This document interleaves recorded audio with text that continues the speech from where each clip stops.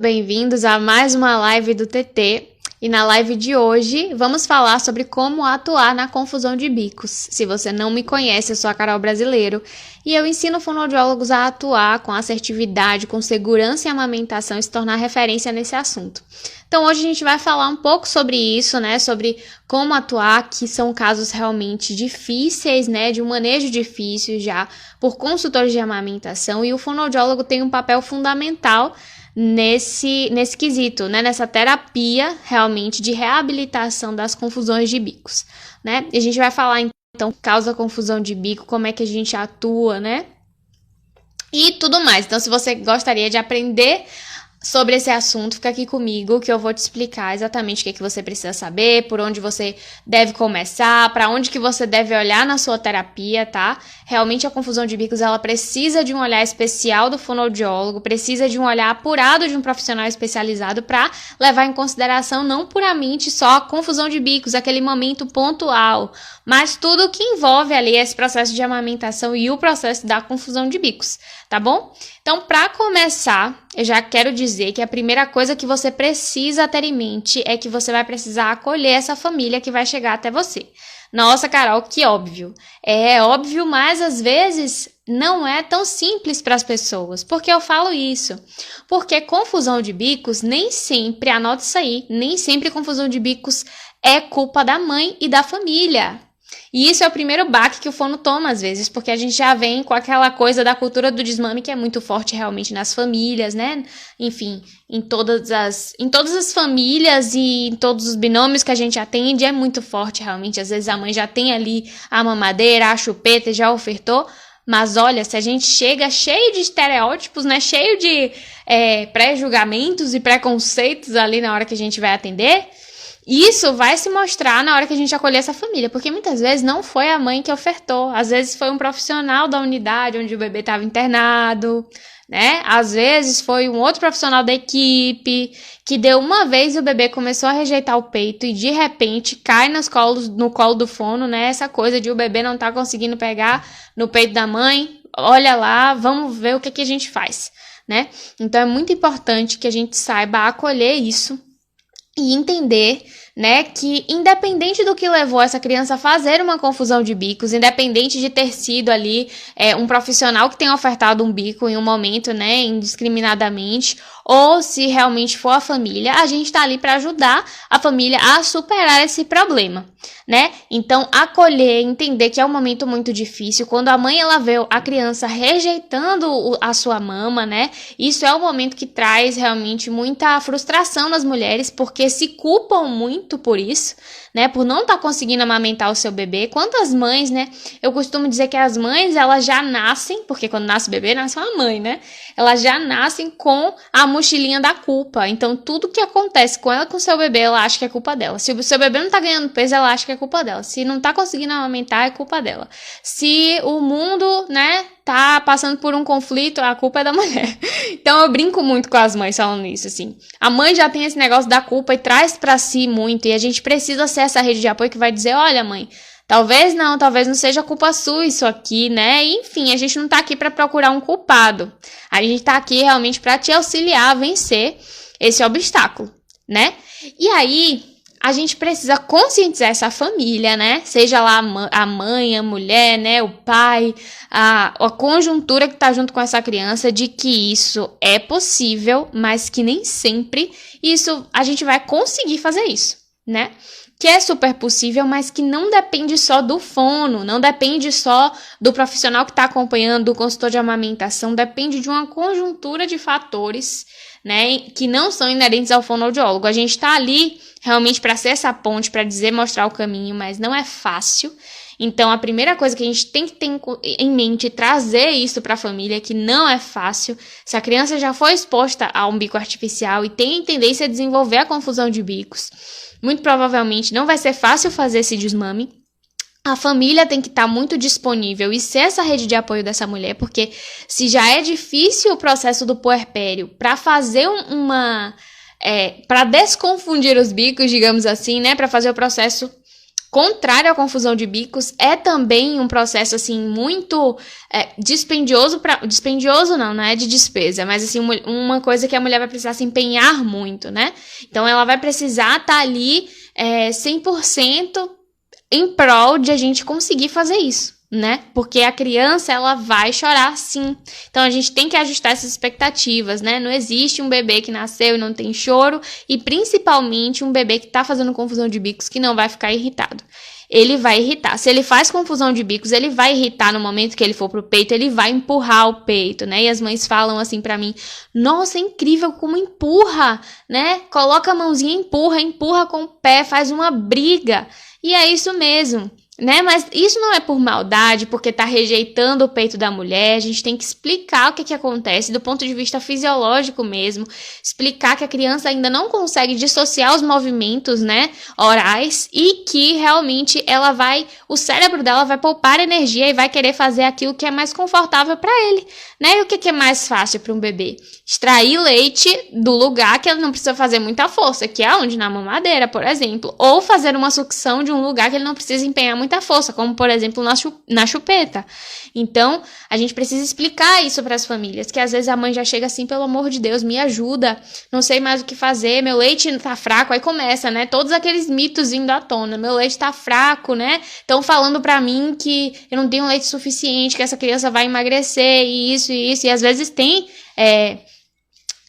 uma queda no ganho ponderal da criança realmente, porque a criança começa a rejeitar, a mãe ainda não deu uma fórmula, né, e aí a gente tem uma cascata de acontecimentos que vem aí por conta da confusão de bicos, que a gente precisa estar atento. Então tem que conscientizar essa família de que a gente não é a solução, né? Não é milagre, na verdade. A terapia fonoaudiológica de confusão de bicos, né? Como toda terapia fonoaudiológica, não é milagre. Precisa de empenho da família, tá? E, principalmente, às vezes, com o empenho da família e com o empenho do fono que está acompanhando essa família, mesmo assim, a criança não consegue, a criança não desfaz a confusão de bicos, né? Não volta ao padrão habitual na mama. Porque, infelizmente, isso que acontece com bebês pequenos, né? Às vezes o bebê faz realmente uma disfunção muito grande, né? Uma disfunção oral grande que a gente vai reabilitar em fonoterapia, mas talvez ele não volte a pegar porque seja muito desgastante para ele. A mulher talvez emocionalmente não consiga sustentar isso. Então precisa de um tempo investido, né? Essa mulher querer fazer isso, suportar ver o seu bebê chorando por algumas vezes, né? Então, claro que existem estratégias, a gente vai falar sobre isso, mas essa primeira parte é fundamental, a conscientização, certo? E aí a gente precisa orientar essa família sobre os malefícios do uso dos bicos artificiais. Começa por aí, né? Porque às vezes a família chega pra gente por orientação de um outro profissional que falou assim, olha, ela faz confusão de bico, você tem que procurar um fono.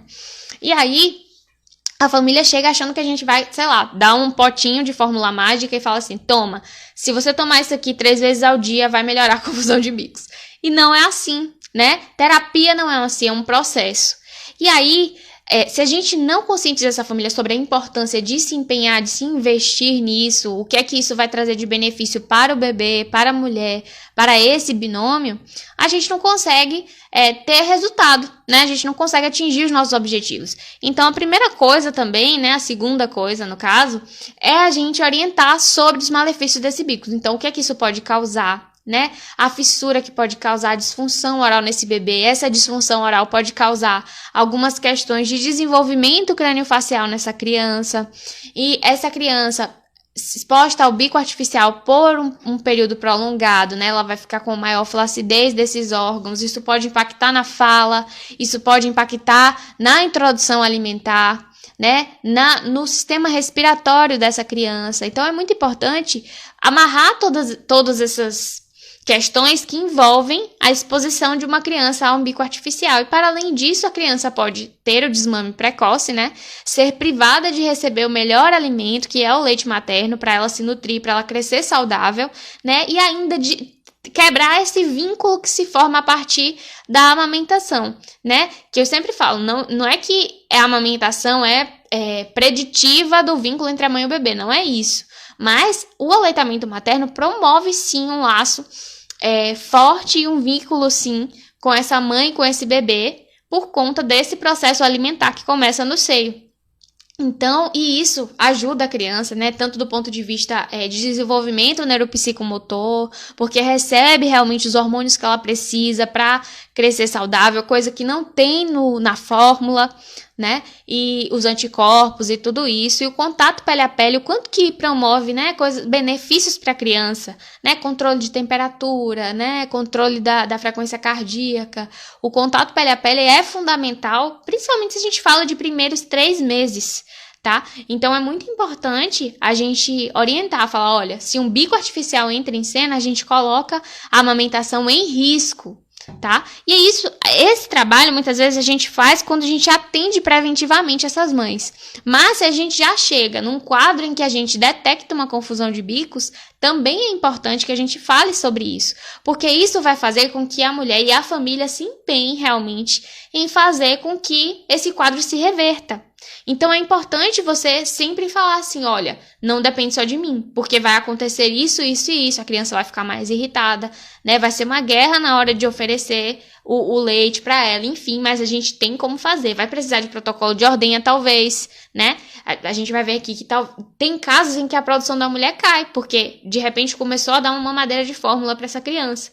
E aí não fez ordenha nos períodos que estava dando mamadeira, o que acontece? Eu sempre falo que quanto mais essa mulher ordenha o peito, mais ela produz leite materno. Se ela deixa de ordenhar em determinados horários, a produção tende a cair por uma proteína do próprio leite, de uma proteína presente na mama, né? Que é o fator inibitório da lactação. Então é muito importante a gente conscientizar, explicar esse tipo de coisa para as famílias, tá?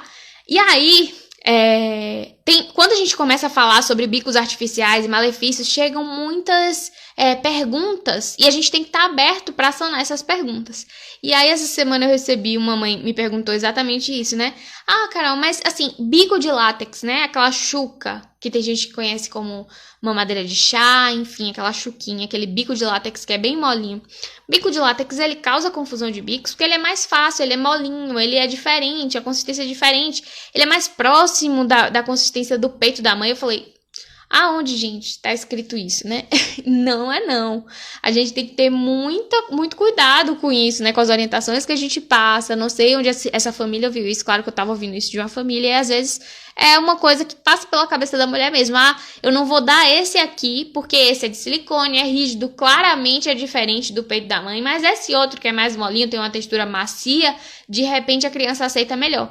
E a gente sabe que por aí se vende realmente mamadeiras e bicos com a propaganda de assim, ó, imita, né, a mama. É igual ao seio materno. E jamais vai ter um bico que imite o seio materno. Não existe isso, né? E quando a gente tá acompanhando essas famílias, chegam essas questões. Então, assim, gente, não tem bico de látex que não dá confusão de bicos. Pelo contrário, o bico de látex é um dos que mais promove confusão de bicos, porque com ele vem um outro fator muito interessante. Se alguém souber, pode falar aí.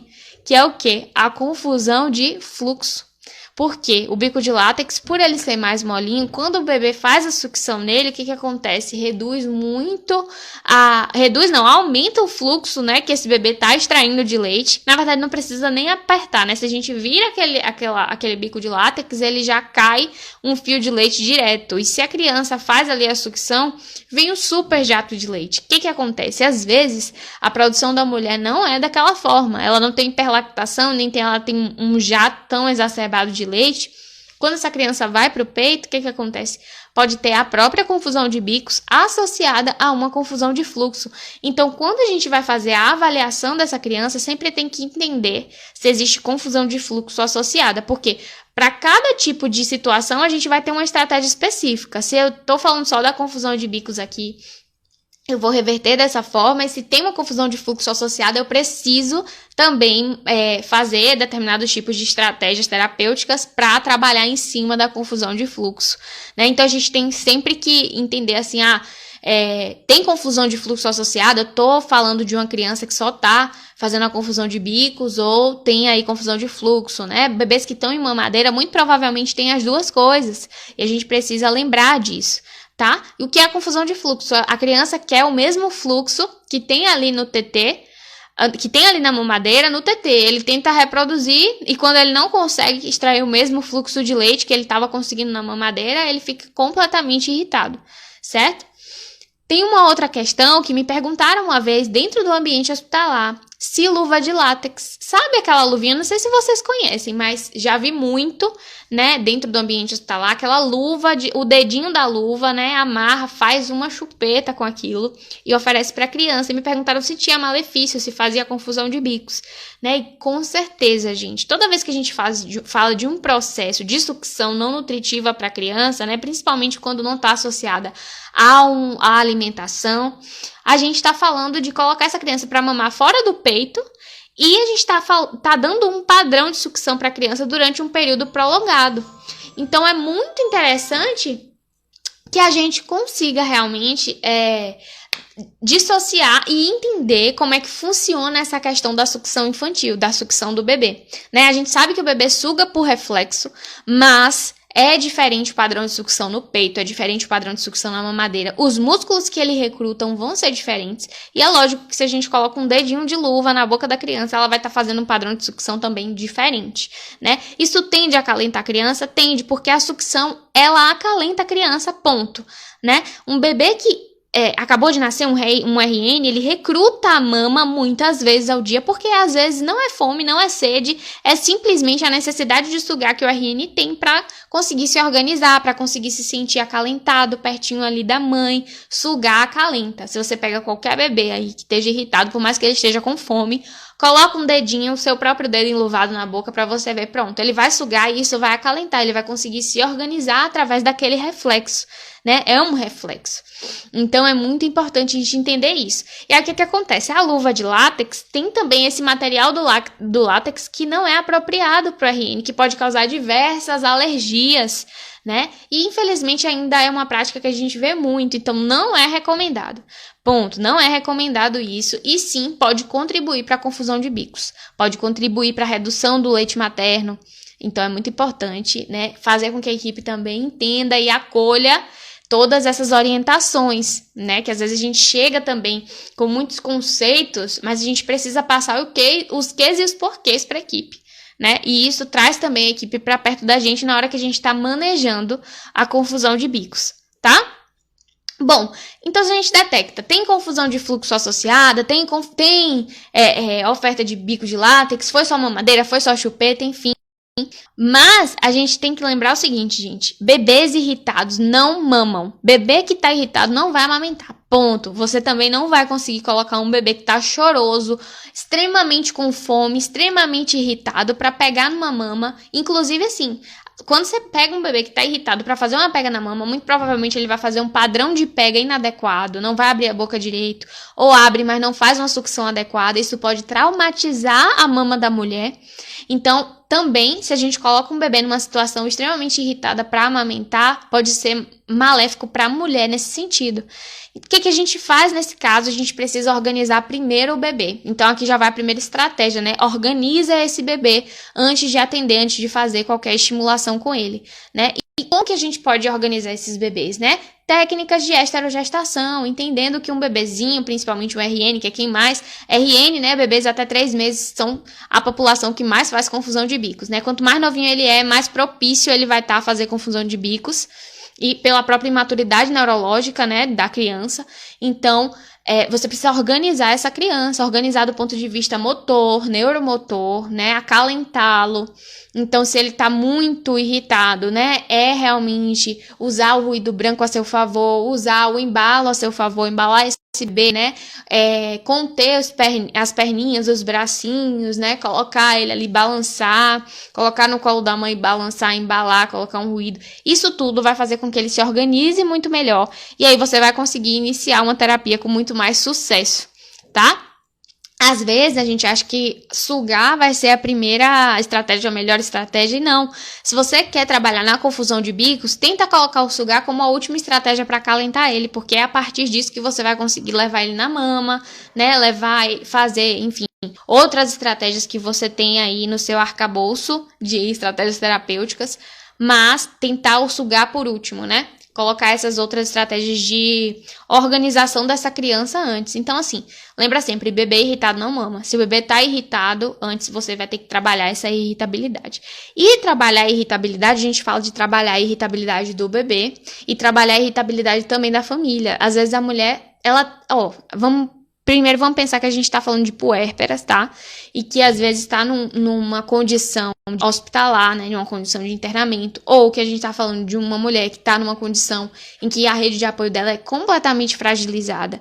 Então, entenda qual é a família que você está trabalhando, né? Entenda para quem você está falando, qual é o contexto que a criança está inserida ali. E se tem irritabilidade do bebê, trabalha isso com a mulher também, né? Você acalenta o bebê e tranquiliza a mulher. Ah, Carol, eu não sou psicóloga.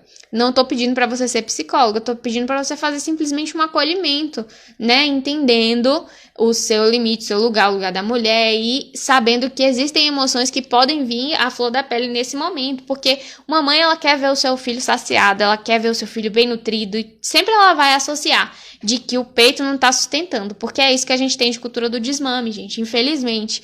Então, sempre falar assim, olha, calma, isso é um quadro que acontece, isso é um quadro que é esperado, né? Confusão de bicos, infelizmente, ele acontece. E o bebê que rejeita a mama na confusão de bicos não significa que o gosto do leite tá ruim, que ele... Não necessariamente, né? Tem os casos específicos aí, mas não é esse caso. Confusão de bicos não é porque o gosto do leite tá ruim, porque alterou o gosto do leite, porque... Não, é simplesmente porque entrou um bico artificial na jogada que não deveria ter entrado, e aí a criança não consegue reproduzir o mesmo padrão, e ele acha que tem alguma coisa errada e ele vai brigar ali, né? Uma briga de sobrevivência, digamos assim, mas é a própria imaturidade do cérebro dele que tá atuando ali. A gente precisa direcionar essa criança, né? Acolher essa família. Então, vai acalentando o bebê, acolhendo essa mãe que às vezes pode estar muito sensibilizada pela situação e por outras coisas, né, que pode ter acontecido.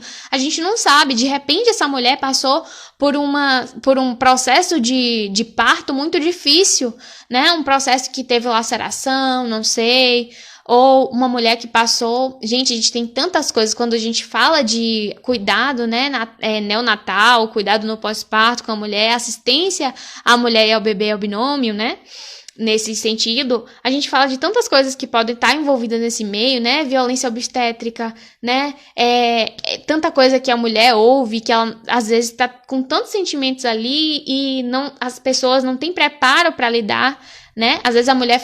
simplesmente falam assim, olha, coloca esse bebê pra mamar. E a mulher pensa assim, meu Deus, eu nunca coloquei nenhuma criança pra mamar, como é que eu faço? E ninguém ajuda.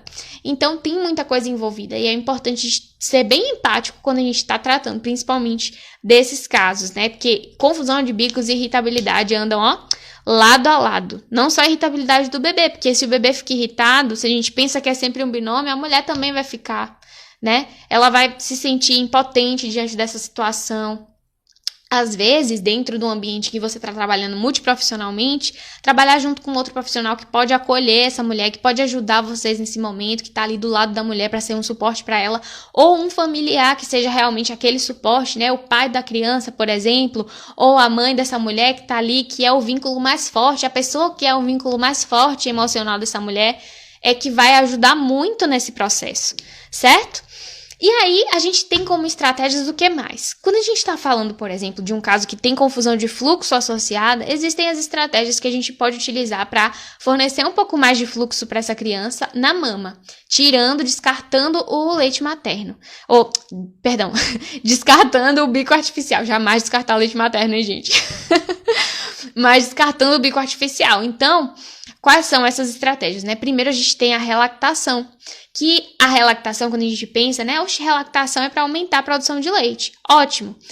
Tá, dentro desse contexto, a gente pode ter um caso de baixa produção também associada, mas a gente vai pensar na relactação também como promover um pouco mais de fluxo para essa criança numa mama que não tem o mesmo fluxo da mamadeira. Então, a gente pode colocar uma sondinha e, de repente, com o próprio leite materno ou até com complemento, né, artificial que essa criança, de repente, se estiver tomando, vir com um pouco com esse fluxo um pouco maior e promover com que essa criança pegue na mama, tá? Pensando, claro, sempre nessa criança bem organizada antes da gente levá-la à mama, tá? Que a própria organização na mama é diferente da organização na hora que vai ofertar uma mamadeira, né? Então tem que essa criança estar bem organizadinha sensorialmente para depois a gente começar a nossa intervenção. Então, relactação é uma coisa que poucas pessoas pensam e na prática realmente sabem fazer, mas que dá muito resultado quando a gente pensa em confusão de bicos, né? Talvez utilizar um galactogogo, né? Então, o que são os galactogogos? São os remédios ou os fármacos naturais que vão ajudar a aumentar a produção láctea da mulher. De repente, isso pode ser também muito benéfico para aumentar essa produção e a gente dar um pouco mais de fluxo para essa mulher, para esse bebê, né? Então, entrar com esses galactogogos, de repente, pode ser uma estratégia até que vai aumentar essa produção de leite da mulher. Claro que galactogogo sozinho, sem manejo de amamentação, não funciona. Não adianta que não funciona, né? Então, tem que ter manejo, tem que ter ordenha, tem que colocar o bebê para sugar no peito, mas isso pode ajudar muito no processo do desmame dos bicos artificiais, certo?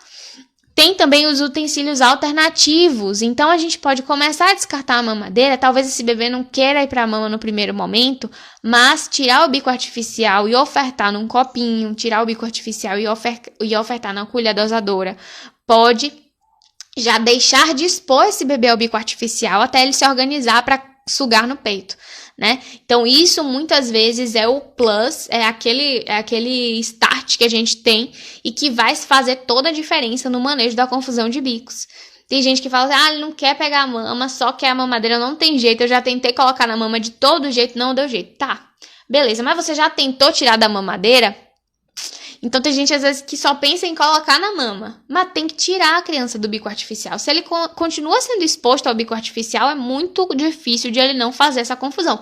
Tem criança que não faz confusão de bicos, mas na maioria das vezes acontece, né? E eu já peguei casos de ser sistemático. A criança foi ofertada uma vez o bico artificial, não voltou mais pro peito. Pegou uma vez, soltava e zero, acabou. Ele só queria mamadeira. E aí, na condição em que essa criança se encontrava, né, no ambiente de UTI, que era esse caso que eu tô falando, a criança também tinha restrição de movimentação, então tinha um contexto muito grande, a gente não conseguiu restabelecer a amamentação, simplesmente por uma oferta que foi, assim, não pensada, né, por alguns profissionais. Falou, não dá na mamadeira, ponto. E aí a criança mamava direitinho, gente. Mas enfim, é sobre essas histórias que a gente precisa se apegar, assim, falar, não, a gente precisa trabalhar para promover o aleitamento, para realmente evitar que as crianças desmamem por uma conduta inadequada, né? Então, o que mais? Sempre pensar em tirar as crianças da exposição. É só a chupeta que a criança tem exposição e de repente tá fazendo uma confusão no peito, tira a chupeta de cena, né? Como é que vai acalentar ele se não tiver a chupeta? Tá, a chupeta, não existe isso. Como eu disse pra vocês, esse bebê ali, até os 3 meses, ele faz sucção por reflexo. Então não existe isso de estar na chupeta, né? Coloca ele para acalentar. Encontra uma opção de acalentar, e tem várias para acalentar um bebezinho pequeno, que não seja através da sucção, né? E aí, leva essa criança para sugar. Claro que ele precisa sugar. Leva ele para sugar no lugar certo, que é na mama, tá? E sempre, gente, sempre priorizar a oferta de leite materno, tá? Vai ter casos de confusão de bicos e de fluxo também, que a gente não vai conseguir reverter, né? Como eu disse no início, vai ter casos assim. Mas o que eu posso fazer aqui para proteger o aleitamento materno? Já que a criança eu não consegui colocar ela para mamar no peito de jeito nenhum, a família também tá muito desgastada, não vai continuar lutando, né, a esse favor. O que a gente faz, né? A mãe consegue ordenhar, ela consegue manter uma rotina de ordenha, então ótimo, essa criança pode continuar em aleitamento materno exclusivo, sendo ofertado em outro utensílio, tá? Então pensar assim, sendo ofertado num copinho e tudo, mas ele precisa sugar, sugando é melhor, ok. Então tá, que a família escolheu a mamadeira, mas vamos priorizar a oferta de leite materno? É sempre importante isso. Às vezes a gente acha que se a criança foi para a mamadeira, necessariamente ela precisa receber a fórmula. E não, a gente tem como manejar a questão de amamentação. É muito importante a gente lembrar isso, tá?